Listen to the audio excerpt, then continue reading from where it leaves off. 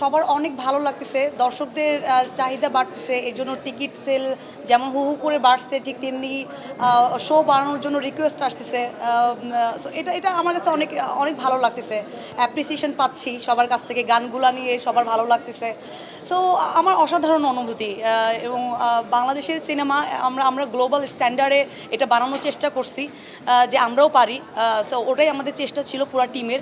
এটার জন্য আসলে টিম আমাদেরকে পুরো সাপোর্ট করছে এবং এটা আমরা আমাদের কাজ করতে যেয়ে বুঝছি যে আমাদের ইউনিটিটা এক ছিল বলে আমরা আসলে একটা ইন্টারন্যাশনাল স্ট্যান্ডার্ডের একটা কাজ আমরা প্রেজেন্ট করতে পারছি সবার জন্য।